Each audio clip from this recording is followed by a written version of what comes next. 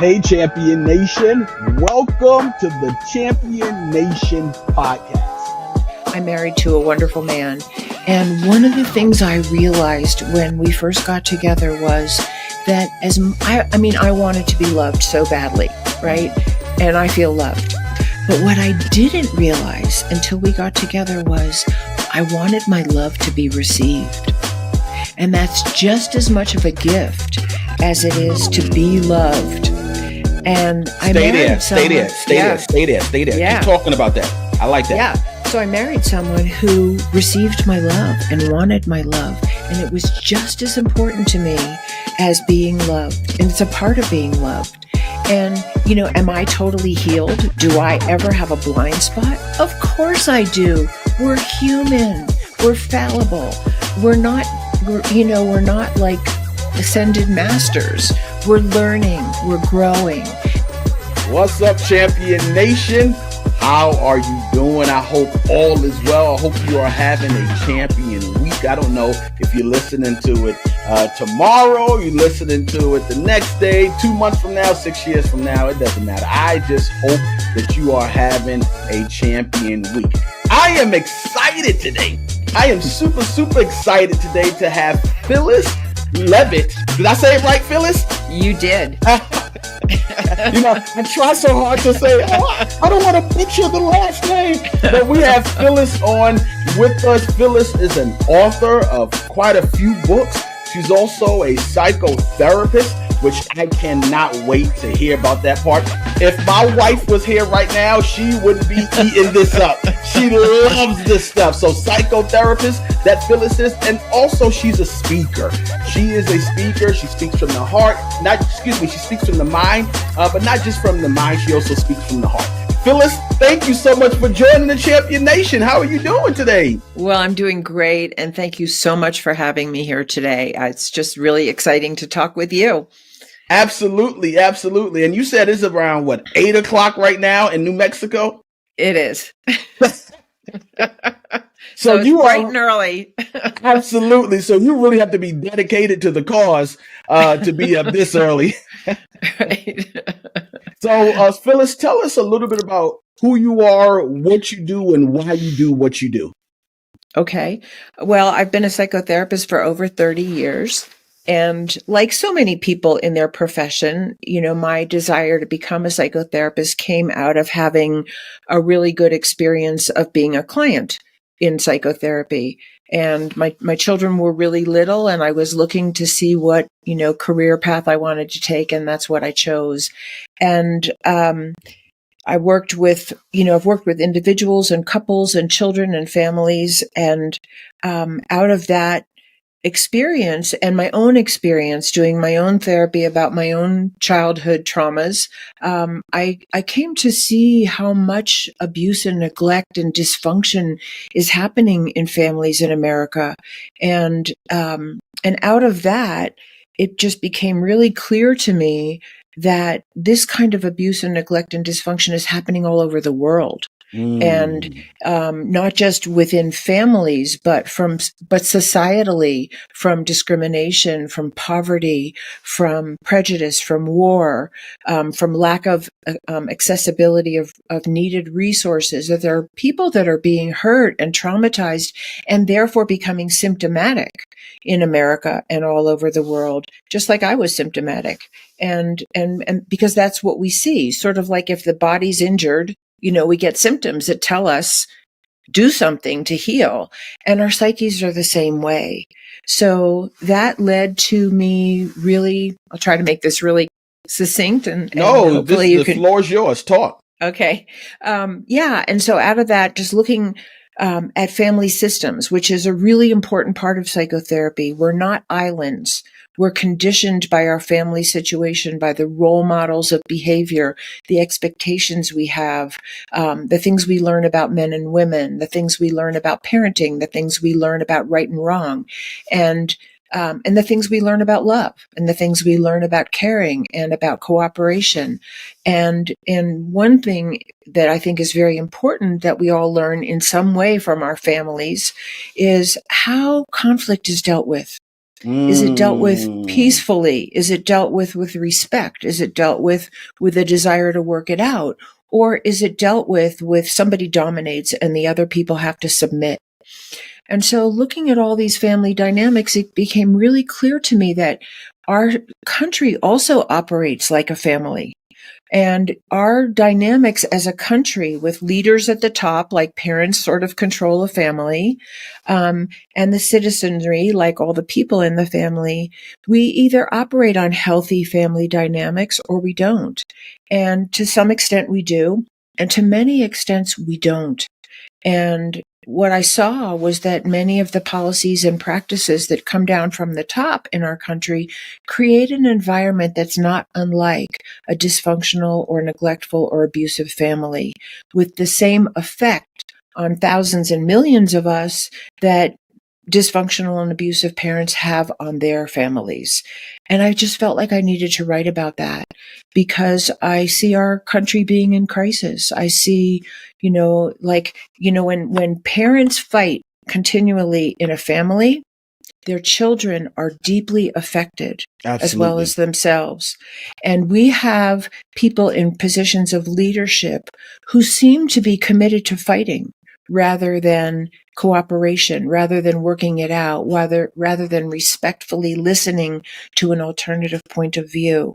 And I think it's affecting all Americans. And I hear that. And I'll end this little part with one thing that I share often, which is I've been a therapist for many, many years. And it was not until the 2016 election that I ever had a client come to therapy traumatized by the politics in our country.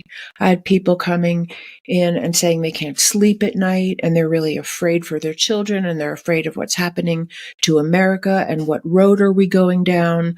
And so, what I see is that psychotherapy, and I have so much to say because I wrote a whole book, right? So, that psychotherapy and psychology not only have a very clear lens, I think, on the dynamics of what's happening in our country, but it offers solutions that we're not using. Psychotherapy and psychology are not partisan. They're not invested in anybody winning the game. Psychology is invested in healing relationship. It's invested in healing the relationship with ourself. And if it's like a couple or a family that comes to therapy, the investment and the goal is to bring reconnection and peace and peaceful cooperation and honoring and care.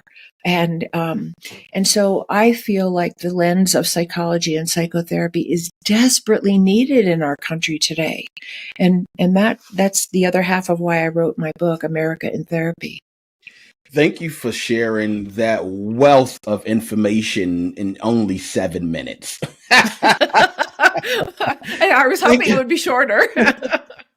Thank you so much. But you touched on so many different points. But the thing that you touched on the most that I really, really want to focus on is how conflict is dealt with. That's right. But here's the deal, Phyllis. You talked about America on this macro, from this macro standpoint. And if you don't mind, I want to bring it down. Yeah. I want to get real granular with this point. When we talk about how to deal with conflict, normally we're talking about from one individual to another, right? For the most part, right? Right. But being that you've been in psychotherapy for over 3 decades, what about the conflict that we deal with within ourselves? Let's say, absolutely. Or let me just give you an example of what I mean by this. Hey, I have a goal. I have a goal to write a book, and I'm giving myself 2 years to write the book. 2 years pass, I don't write the book. It's 3-4 years. Now I'm angry with myself. I'm beating myself up. How? Please touch on that. Well, I think what you're bringing up, first of all, it's crucial because our relationship with ourself is everything. Our relationship with ourself is part of how what conditions how we relate to other people and the world. If I internalized very positive messages about myself from my family, you're loved, your gifts are wanted, we value you, we respect your opinion even if we don't agree with it. If I receive that in my family, it's very likely that I've internalized really positive messages about who I am and who I am in the world. And I'm going to bring that to my relationships with other people, because we really internalize the role models and the behaviors and the experiences that we have growing up. And so if those role models and those experiences are injurious and what I've internalized from my family, and I'm going to include my larger environment because we're all part of school systems and sometimes places of worship, Correct. economic systems, what's happening in our social life, especially work and family and friends and community. That's all part of the family system. If I receive messages that I'm not wanted, that I'm ugly, that I'm stupid, that I'm not valuable, that I'm not lovable, that my life is not worth saving, that I'm only good for what I can produce for another person, or, that kind of thing, then that's what I've internalized. And there are hundreds of thousands of people internalizing those kinds of messages in their homes and in our society today. And we have to know that they're going to be symptomatic. And so that's part of what I talk about is what are the symptoms for people when they're not treated well by other human beings. And I say this over and over again: love and belonging and cooperation and peaceful conflict resolution are the best foods for human beings. And when they're not fed that, they're symptomatic, like if we ate poison food. And I love that, because while you were speaking, once again, you're touching on so many great points. I was thinking about, we talking about America, you talking about all over the world, but then at the same time, there are, cultures and subcultures and subcultures and, so many different things, and how, maybe African Americans handle conflict versus, how whites handle conflicts and Hispanics. But basically what you're saying is love. That's universal, right? Right. The 4 things, I believe you named 4 or 5 things, they're universal. Yeah. And there's more on that list, but those are some key ones of every baby is born needing to be loved and cared for and accepted and nurtured and safe and provided for. And, I had this experience, and we've probably all had this experience. The other day I was standing in line at the grocery store, and there was a woman behind me holding, maybe a 4 or 5 month old baby. And he was looking at me. And I looked back at him, and he just was looking at me so intensely, just with this, his gaze was fixated on my eyes.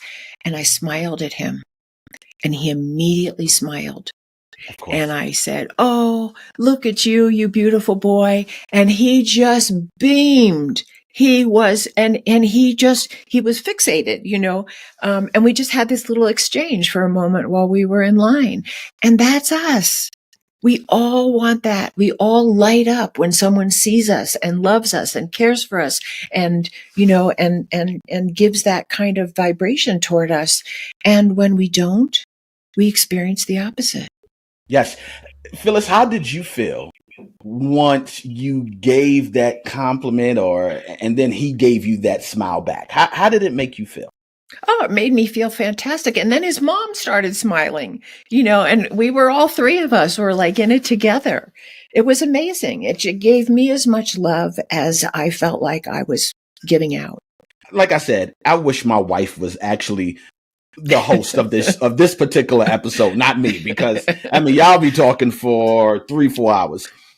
But awareness, that is a big deal.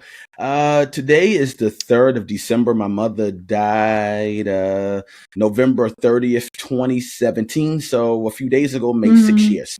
Wow. And I am 40. They say, what is it? Time heals all wounds. And I would debate that. I don't think so.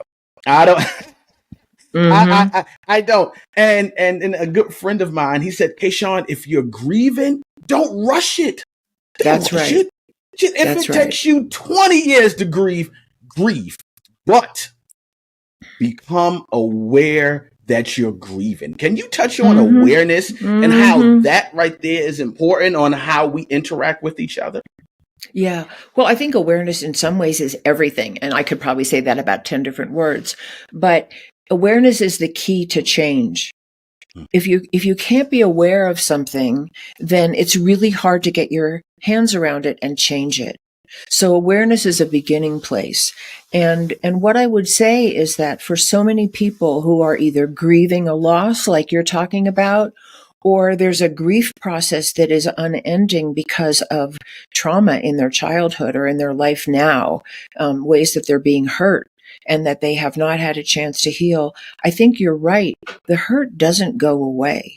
And awareness is a doorway into, I would say, change, but I think it's also a doorway into getting help. I think we need each other to heal. You probably need to Mm. talk about your mom with other people and, and have your grief be heard and have your feelings be acknowledged.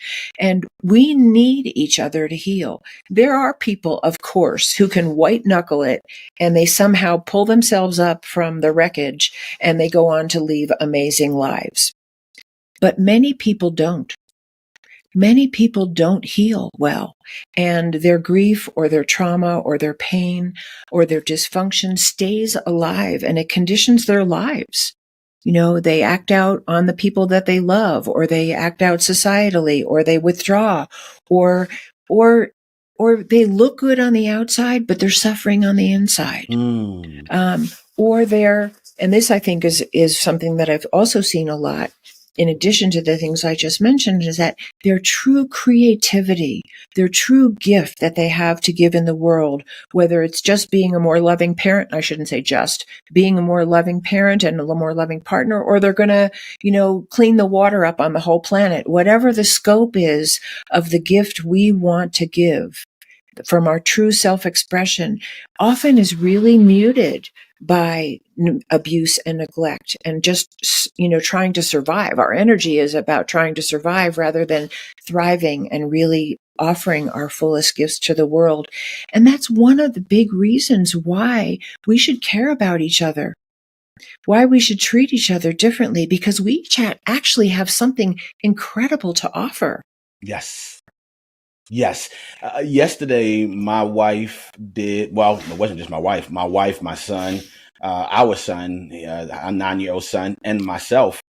We volunteered for the Salvation Army, ringing the bell. Oh, sweet, sweet. So sweet. We Yeah. did that. We did it last year in December. And God, it was so cold. We did it yesterday here in Atlanta, which wasn't that bad. But then we're doing it again in December 22nd at 8 p.m. And I looked at my wife. I said, babe, so you decided to pick the coldest day of the year at night. So, but Bundle up. yeah. But we were standing outside of a Kroger, Phyllis, and we were just dingling that bell. And when I left, I still heard the bell, but we were dingling the bell and saying, Happy Holidays, Merry Christmas. The smiles from Right. it didn't matter the culture, the That's right. smiles. So with that being said, I was given smiles, but I'm sure I have blind spots, right? Mm-hmm. I was given that smile. So is it possible that you can still have blind spots, still go through, still be wearing or still wear the traumatic experience, but still offer love to other people? Absolutely. Absolutely. And when people say you can't really love each other, until you love yourself, I've heard that. it's not entirely true. I don't think it's entirely true. I think we can love each other and we can learn to love each other better the more we heal. But I think what you brought up is something that I found when I'm married for the second time, and I'm married to a wonderful man. And one of the things I realized when we first got together was that I wanted to be loved so badly, right? Mm. And I feel loved. But what I didn't realize until we got together was I wanted my love to be received. And that's just as much of a gift as it is to be loved. And I Stay married there, stay someone. there, stay there, stay there, stay there. Keep Yeah. talking about that. I like that. Yeah. So I married someone who received my love and wanted my love. And it was just as important to me as being loved. And it's a part of being loved. And, am I totally healed? Do I ever have a blind spot? Of course I do. We're human. We're fallible. We're not like ascended masters. We're learning, we're growing, and we do that best with other people. And we do it best with other people that we are allowed to love and who love us. So yeah, we can have blind spots. And in the best relationship, those blind spots get reflected back to you in a way that's not assaultive, that's not injurious, that's still with love.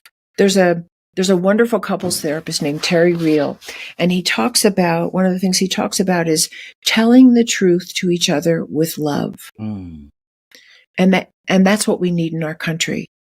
We need to be able to address violence, without emotional violence, without mental violence, without physical violence.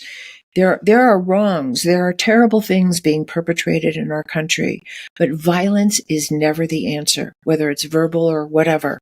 It's not the answer. We have to come to it from a place of, I care about you. I don't like what you're doing. What you're doing is harmful, but I still care about you. And you're right. And I believe we can get there. We can. I do too. We can move the needle with people like yourself, and your husband and your family and your friends. We can get there. And my wife. The thing is, it really starts at home, Phyllis. That's right. It really does. And you said something that I really wanted you to hone in on. You said it was important for you to receive love, to feel loved, but it was just as important for your love to be received. That's right. Can you please touch on why that was so important for you? Well, I think that's our very nature. I think we're born loving beings. And I think it's the way we most profoundly connect with other human beings is through love. And so if my love isn't received, then I'm not received on some level. And when I'm not received, I'm going to develop defenses. And what do our defenses look like? And we come by them honestly, because there are many people, and I'll just talk about America, in this country today who are not loved, who are not treated well, and they develop defenses. Those are their symptoms. They become aggressive. They withdraw. They become addicts. They, act out in society. They fail at school. They bully other kids on the playground, or they're the one who is bullied and they don't know how to stand up for themselves. We become symptomatic when we're not fed good emotional food, when we're not safe, and when we don't have really adult models of conflict resolution. While you were speaking, I thought about this quote. It does take a village. Obviously, it takes a village. It takes a village, but one person can make a difference. And I thought about this quote. I don't remember who said it. I don't even know if it's a proverb or anything like that. But they said, if you don't think one person can make a difference, try sleeping in the bed with a mosquito.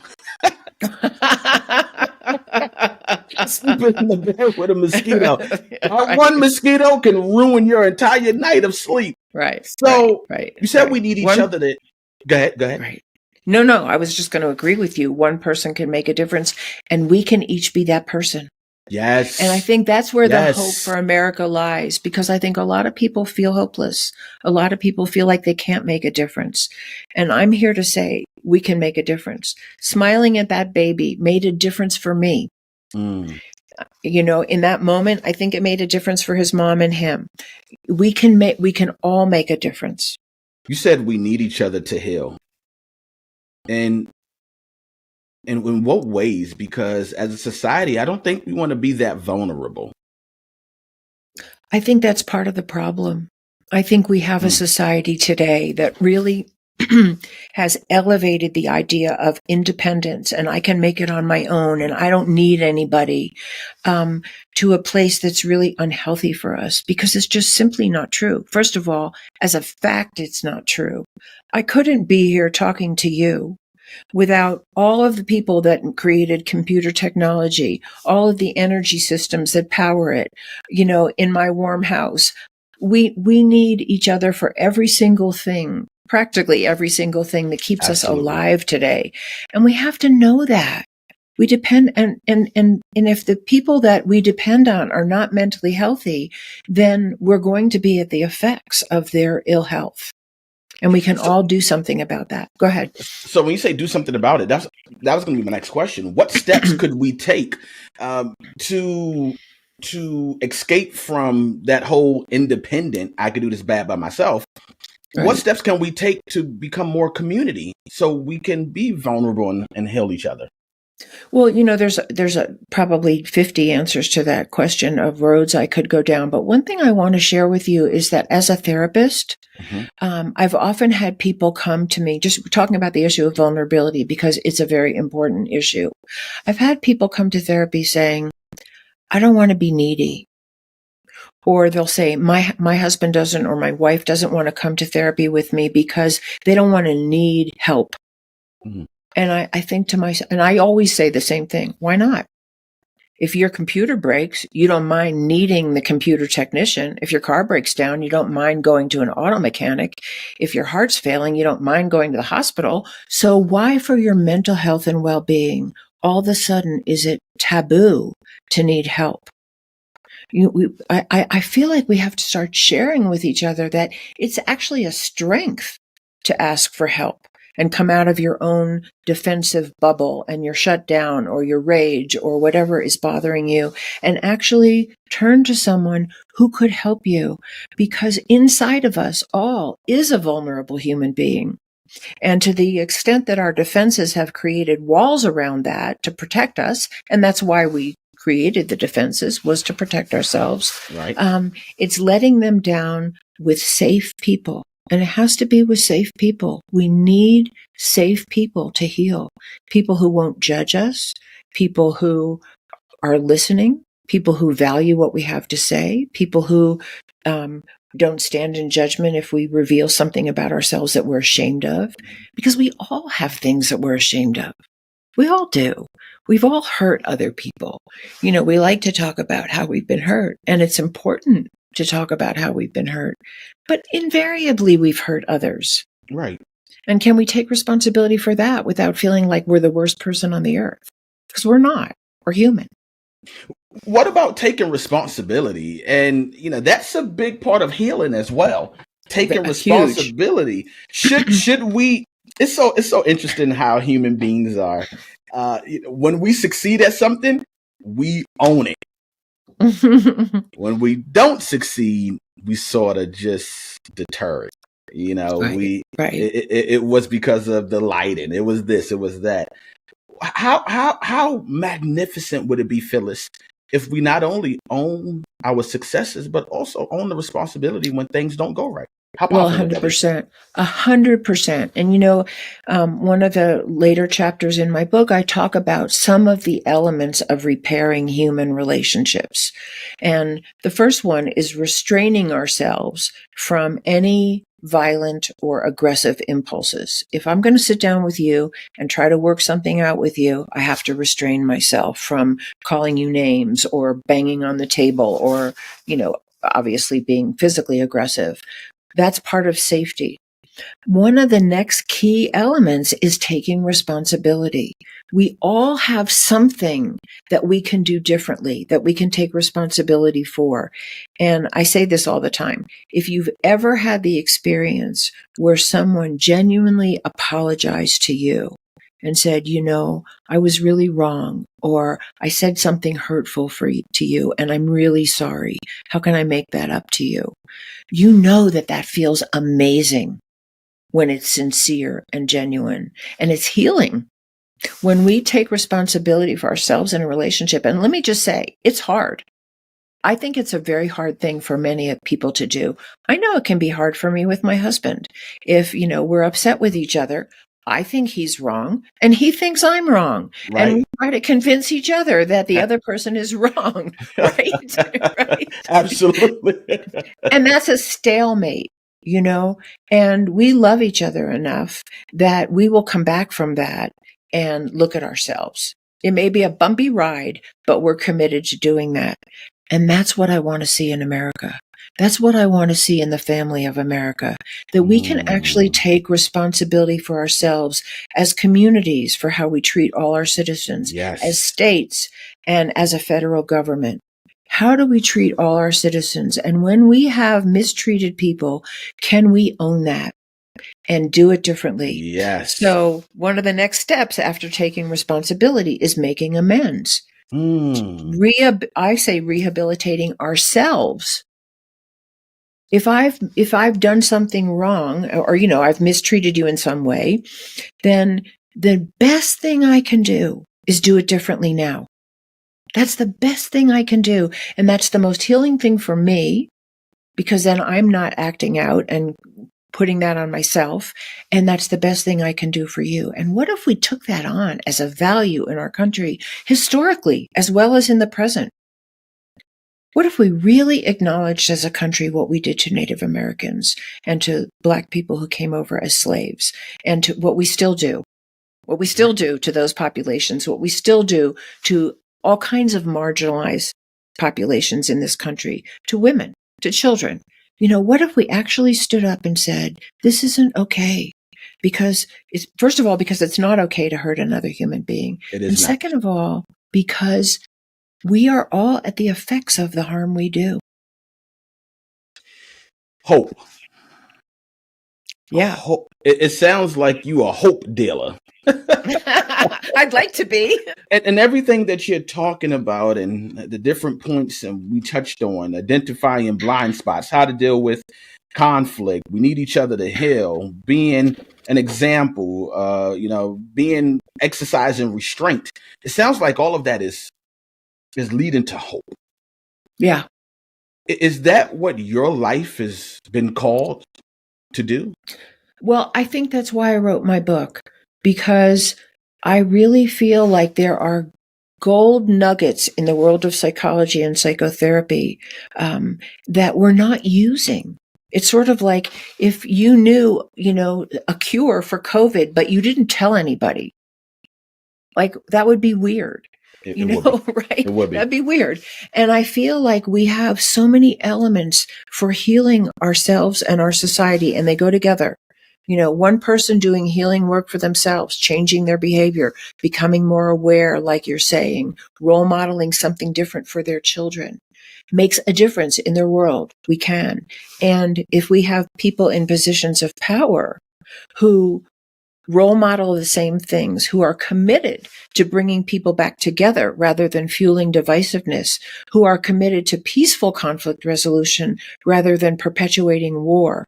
And we know, we probably don't even know the full extent, but what we know from the news about the wars going on in the world today, and there are wars going on in this country. They're not the same as the war in Gaza, but there are wars of people pitted against each other in this country. The fallout is actually on all of us. It is. Mm-hmm. I don't know if when I was in a theater last night at a concert, and I had this flash of what would it be like to be in a theater with a mass shooter. We don't know if we're safe unless we make it safe for all of us. I appreciate you sharing that. Healing the nation can be a monumental task. From your perspective, what are some of the actionable steps that individuals and communities can take to contribute the healing process you advocate for America Right. in therapy? Yeah. I mean, the first actionable step is to make the changes that are needed, get the healing that we need in our own lives, because we're more able to be of service to others on a larger level if we've done some healing work ourselves and we embody if we embody the principles that I'm talking about, that we love and we care and we're committed to peace. And then I think each in our own way, for me, it's speaking out with my book, and it's speaking out with speaking. I think a big element is education. I learned all this stuff by being a therapist, by being a mother, by being a wife, by going to graduate school, by working with hundreds of people all over many years. I learned these things.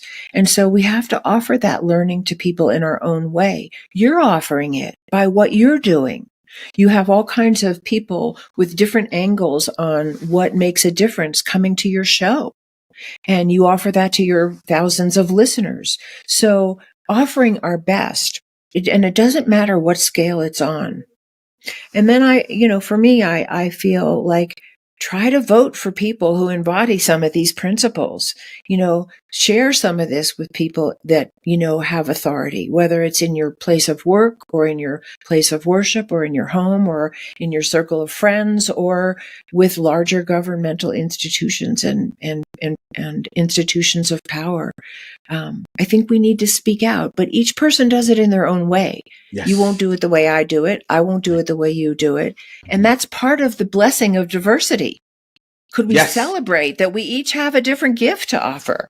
Yes. And the thing is, it is such an old truth is just treat people the way you want to be treated. That's the bottom line. Yeah, it is the bottom line. But I think the question is, do people really know how they want to be treated, Phyllis? What do you think about that?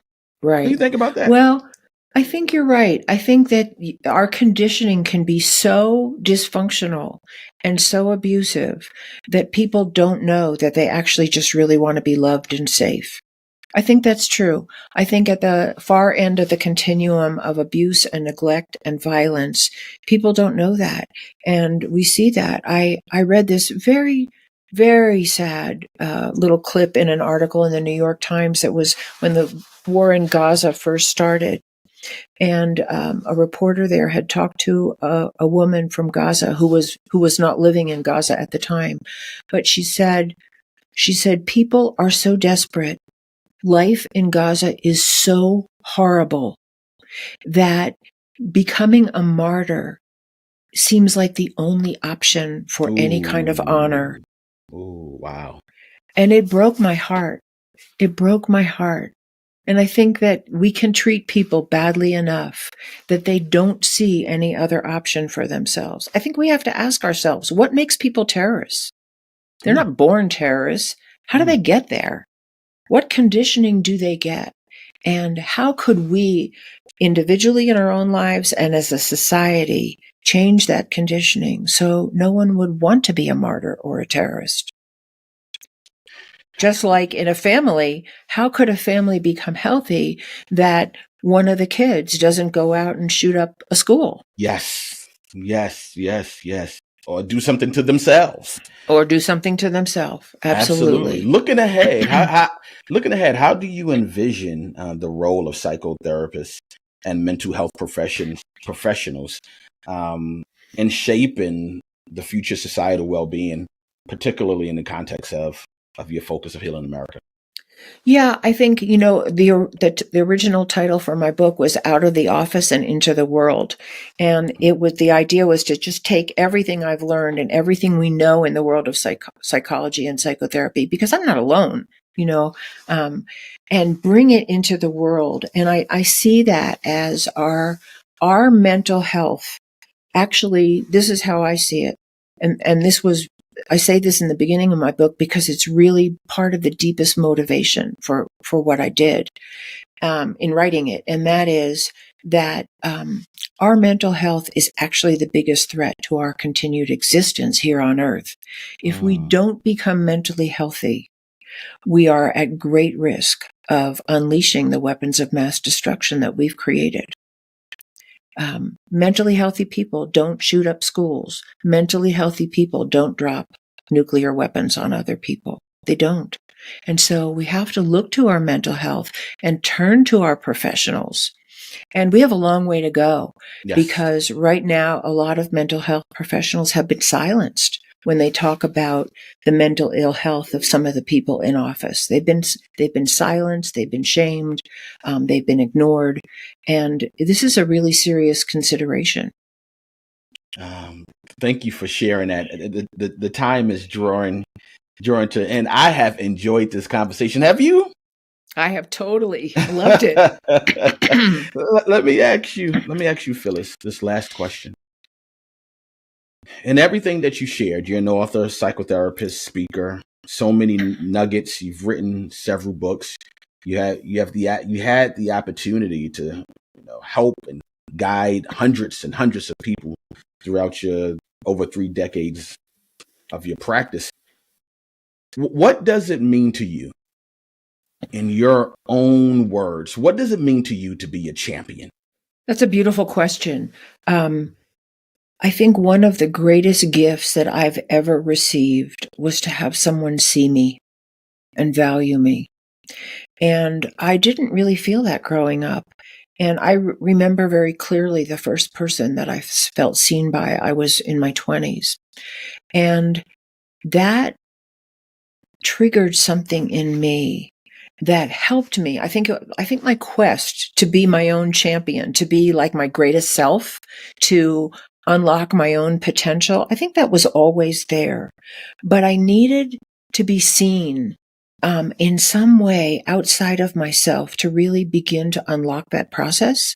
I think we're all champions. I think we all have a gift, and we need to express it in the world and hopefully have it be received somewhere. I don't know if that quite answers your question, but what I want to say is that in the world of psychology, we know that champion is inside each person. Yes. And whether they can see it or not, whether they feel it or not, whether they've even had an experience of it or not, we hold the light for that. Yes. That is there. And when you've peeled back the layers of the hurt conditioning that you've gotten, you will find that. And I had a client who drew that once. This person was probably one of the most abused individuals I've ever met.